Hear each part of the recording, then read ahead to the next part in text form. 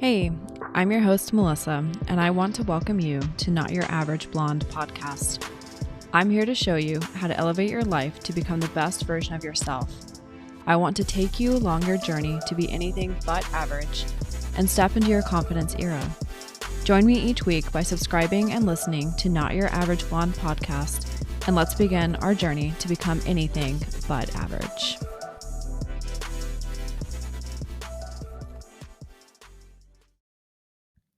Have you ever felt like the more you grow, the lonelier it gets? Like every time you level up, you start feeling more distant from the people around you. Maybe your conversations don't hit the same. Maybe the friendships that once was so natural and easy, they now feel like a chore. Maybe you look around and realize that the people you thought would always be in your corner, they just don't really get you anymore. If that's you right now, I want you to know something. There's nothing wrong with you. Growth can be so lonely. But loneliness doesn't mean you're on the wrong path. It just means that you're evolving. I'm your host, Melissa, and welcome to Not Your Average Blonde podcast. Today, I want to talk about that. I want to talk about that feeling of like when growth feels lonely, because it does. I know this feeling all too well. I've been through it multiple times in my life after leaving my marriage, like getting divorced, leaving Mormonism, my current career, when I've made changes within my career. And especially as I've started to build this brand and when I've dared to aspire to have different dreams of my future than those around me. And even now, as I take those steps to be able to create that life that I actually want, it's a lonely period. It's a lonely process. And this is why I want to have this conversation today, because no one really talks about this part of growth, the part where you start feeling like an outsider in your own life. And it sucks. The part where you begin questioning if you're doing the right thing because it feels so isolating. I get it. I've been there. I've spent so many hours and days just in my head as I've gone through pretty critical periods of growth throughout my life. And a key hallmark out of all of them is it's lonely. There's a massive period of isolation and loneliness. So let's talk about that. Let's talk about why growth often feels lonely and how to navigate that loneliness, and why this season, going through those uncomfortable moments, is actually the most important part of your transformation. Like I said, nobody really talks about this phase of personal growth. I don't know why. There's not tons of information out there. Not a lot of people talk about it. And if they do, send it my way. I'd love to learn more about it. But this is my assessment and my notes as I have navigated through like these periods of loneliness. Everyone I've noticed, they talk about success and the reinvention process and becoming that best version of yourself and that moment of like when they've arrived and the life after they've achieved that. But what's often left out is that in between period. It's that space where you no longer fit in your old world, but you haven't fully stepped into your new one yet. And it's uncomfortable. It's an incredibly lonely place to be. I get it. Like I said, I've been there many times, and I know you have too. It's a part of that human experience and that growth. A trend I've noticed is that it happens every time I'm stepping into a new version of myself. That period of time when the universe is just pushing me to evolve and to change, whether I want it or not. This is always a marker of it. Like a lot of people tend to leave my life. I go through a period of loneliness where I really have to face myself. But then as I step into that new me, that new period, that new phase of my life, more people come back into my life. And those people are at that higher vibration level to meet me where I'm at, which is pretty fucking cool. But as you're going through this, whether it's by a deliberate choice to change or the universe is literally forcing you to evolve into that new version of you, there's going to be periods of time where you're going to experience that loneliness. Some critical markers in my life when I experienced these periods of loneliness was when I went through my divorce. Divorce is a big one. When I went through my divorce, I lost an entire social structure I had. And it's the same for other people that I know who have gone through divorce as well. That actually tends to be a common theme in conversations I've had with people who have gone through divorce, is losing that social network, that social structure that came with being a part of a couple. I lost friends of mine, and I lost parts of my religion and my faith when I went through my divorce. I wasn't that perfect Mormon wife, and I lost an entire community because by choosing to get divorced, I was now viewed as scarred or used goods in that society. I couldn't fully contribute to that family image. I was kind of like a bad mark on that image of family, and the people that I once had in my corner, they disappeared. When I left Mormonism, I had to completely rebuild my belief system. I had to navigate what spirituality looked like for me outside of the religion I was raised in. Same thing. I went through extreme community and social isolation, and it was something that my non-Mormon friends couldn't fully really understand. It's really hard to explain, but when you choose to leave a community like that behind, as you're going through, especially those questioning moments and those times leading up to leaving, you tend to get isolated because you think differently. You're starting to think differently than those around you, and you're questioning those things around you as well too, which can be viewed very negatively. With walking away, it meant that I had to walk alone for a while. And man, it was lonely. It was such a lonely period. Even now, as I push to build the Not Your Average Blondes brand and this podcast, I'm feeling it. For several years, I've had this desire to build and a dream bigger than what most people around me currently aspire for. I'm at a very different phase of life than most of my peers, which is kind of wild. I'm, single. I don't have kids. I'm, partway through my career, and I have very different aspirations, both professional and personal aspirations. And that's not typically well received, I'm finding, because it's different. And most people, they do not like different. They're afraid of different, or they're intimidated by different, or they're not really sure how to perceive it, which is kind of blows my mind, because I think being different, it's good to have those people that have that different mindset and around you, because it challenges your beliefs, whether you agree with them or not. You can still be friends and have those differences and still respect that other person for the difference of opinion and mindset. But like I said, most people, they don't like different until you succeed. That is. The people I used to relate to, they don't necessarily understand what I'm trying to build right now and where I'm going. And I've had to find peace in that and being okay with that. So why does this happen? Does growth often make us feel so alone? I jotted down a few reasons why growth makes you feel so alone. The first one is your priority shift. What used to excite you doesn't anymore. Maybe small talk drains you now. Gossip, small talk, whatever. I don't have time for that anymore. I don't want that in my life. I view it as such a waste of time, and it literally does drain my energy. It's someone unplugs a battery from me. It's incredibly draining for me.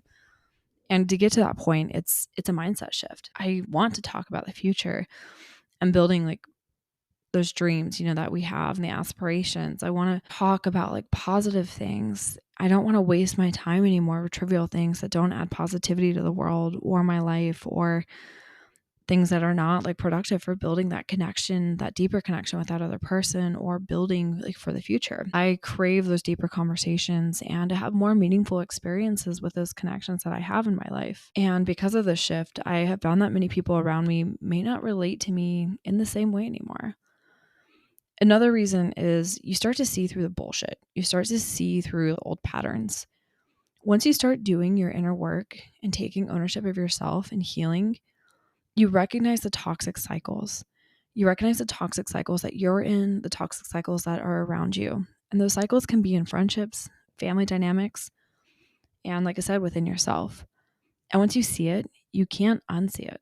It becomes really hard to engage in the same conversations and patterns, the same drama, the same negative cycles. And when you're caught in those cycles, it's difficult to engage in, and it drains your energy so much when you're actively a part of that. And when you try to grow past that toxicity, it's hard. What makes it even more difficult is that not everyone's going to grow with you. This one's really tough. I still struggle with this one to this day. For example, I have family members who live in some caustic patterns, and it's so hard to stay engaged with them while I'm trying to grow past that and break those cycles for myself and the life that I want to build, but they're still caught in those patterns. The reality is, some people, they're going to cheer you on, but others, and I would argue most, they're going to resist your growth because it challenges them. It makes them uncomfortable, which is not on you to own. That's not your responsibility. That's not your burden to bear. That's on them. They need to not want that shit. And when you're actively trying to grow and break those patterns, it can make others feel like they're being left behind. And instead of rising with you, it's easier for those people to stay where they're at. It's that victim mindset. And you'll even have some that will try to pull you back down, which is pretty bad. I definitely have had that experience through both family as well as friendships. When you have those people that refuse to change, they don't want to take ownership for some of those toxic patterns within their life.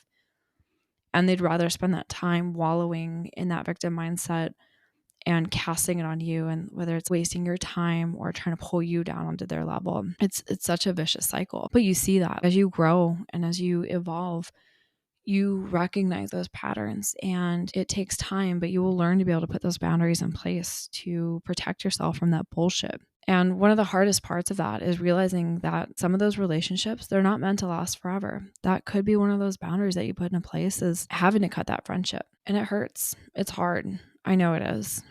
We tend to hold on to friendships and relationships longer than we should because we have this belief that longevity equals value. That just because someone has been in our life for like 10 years, like they're meant to be there for another 10 more. Just an example. But here's the truth. Not everyone is meant to go where you're going. And that's not a bad thing. When I was a kid, I moved around a lot. Like every couple of years, I was in so many different schools, lived in many different states, different countries. I constantly had to restart parts of my life over and over again. And with that, I had to make new friends. I also lost a lot of friends as well too. I learned early on, especially as a teenager, that relationships have a time and a season. And some people are going to fade from your life, and that is okay. I reflect back on those experiences and even those relationships that ended negatively as lessons, and with gratitude for that dynamic and purpose that that relationship had in that season of life that I was in. This was a massive mindset shift that I had to make. This mindset has made the pain, though, of losing others out of my life a lot more manageable to bear. It also gives me a sense of purpose and a way that I can better comprehend that loss of that friendship. It's definitely was a massive mindset shift. And when I first started focusing on my growth, I struggled a lot with losing people out of my life. There were people I had been close with for years who had been a part of my life through major milestones. But as I changed, those relationships, they started to feel different. The energy felt off. The conversations felt forced. I had to come to terms with the fact that while I still loved them, our paths were no longer aligned. And that's hard. It is so hard to accept. And a part of that process of letting those people go, or letting them, naturally kind of fade out of our lives, I did have to accept that there is a natural grieving process that comes with that loss. And that's okay. The grief of realizing that I don't connect with certain people anymore, and that grief of feeling like an outsider in spaces that once felt like home, and the grief of losing the identity and connection that I once had. But what I learned with changing my mindset towards loss was that it was okay to let go. It's okay to love people from a distance. Even if they're no longer in my life anymore, I don't talk to them anymore, I can still have that love for them there. It's okay to walk away from friendships that no longer align. And it's okay to spend time alone while I figure out where I am meant to be next. And it's okay to look back on that time and space with gratitude for the time spent and the lessons learned with that connection. It wasn't wasted time. I've learned that relationships that are meant for me, the ones that truly align with my growth, they will find their way into my life. And they will run their course. Some may be longer than others, and that is okay. But for navigating that loneliness during growth, if you're in this process or in this space right now, if you're feeling isolated, disconnected, or questioning whether you're doing the right thing, first off, you are. Trust that you are where you need to be right now. I know it can be hard. We're all going through a lot of shit right now. There's so much chaos going on in the world, but it's going to be okay. And you need to trust that you are where you are right now. But like I said, if you're feeling that isolation and that disconnection and questioning, here's how to work through it. First, reframe loneliness as expansion. I know it's painful right now, and it's easy to see loneliness as negative, especially because it hurts. But instead of seeing loneliness as a negative, see it as proof that you are evolving. You are making room for the people, experiences, and opportunities that actually align with you. Second, be intentional about who you surround yourself with. Seek out those spaces where people are growing in the same direction as you. Maybe that's a mastermind group, an online community, or networking events, or just some local club. Start putting yourself in those rooms where you don't have to shrink yourself to fit in. Next, strengthen the relationship with yourself. This one is so crucial. Take advantage of that time right now. Man, those only times, they are perfect times to get uncomfortable and to turn inwards. This is the time to get to know yourself on a deeper level. Journal, see a therapist, do that solo trip. It's so much fun. I absolutely love solo travel. It's intimidating at times, but it is absolutely amazing. You definitely really get to know yourself on a much deeper level. Take that solo trip, whether it's somewhere else in the country or go to another country. If you're not able to and you need to stay nearby, like in your town, take yourself out on dates. Go to that cafe, go to the movie, go to the museum, or go to the park, or whatever it is that you enjoy doing. Learn to enjoy your own company. The more at peace you are with yourself, the less you will tolerate relationships that drain you. And your threshold for bullshit will be significantly lower, and it's fucking amazing. Fourth, be open to new connections. I struggle with this one a lot. It's so easy to shut down and isolate when you feel like you don't belong anywhere. Like, I really struggle with this one. It's hard. I tend to get in my head about this, and I have to catch myself and sometimes force myself to get outside of my comfort zone, outside of that isolation, and be open to new connections. So open yourself up to like those new friendships. Like, let those people in that come into your life. Say yes to that coffee date with someone you admire. Start conversations in new spaces. The people who you align with and like where you are evolving into, they're out there. And lastly, number 5, trust that this is temporary. Loneliness and growth is not a permanent state. I know it feels like it when you are in those lows, but I take a lot of comfort in knowing that nothing lasts forever. When I'm caught in periods of time where I'm just like, oh my God, this is taking so long, or will this ever end? I have to remind myself that yes, it will end. Nothing lasts forever. And I will literally tell the universe, like, okay, I'm going through it right now, but I know this is only temporary and you're going to provide a way. I don't know how, but I know that there's a way, and I'm putting my trust in you that I'm going to have that relief or a new way or a new path that's going to be provided for me. Loneliness is not permanent. It's a transition. And the people who are meant to be in your life, the ones who truly align with the person you are becoming, they will find their way to you. If you're feeling lonely in your growth right now, I want you to take a deep breath and remind yourself this is not forever. This is just part of the process. It's okay to outgrow things. It's okay to walk away from relationships that don't align. And it's okay to spend time alone while you figure out who you are and where you're going. Because here's the thing, loneliness does not mean you are lost. You're not. You're not lost at all. You are right where you need to be. You're on your way to somewhere new. And that is fucking exciting. And the best part, the people who belong in your next chapter, they're on their way to meet you too. They will be at that level, that higher frequency and vibration that you need. So keep going, keep growing, and keep trusting that you are exactly where you need to be right here, right now. I will talk to you next Monday, and thank you again for joining me on another Not Your Average Blonde episode.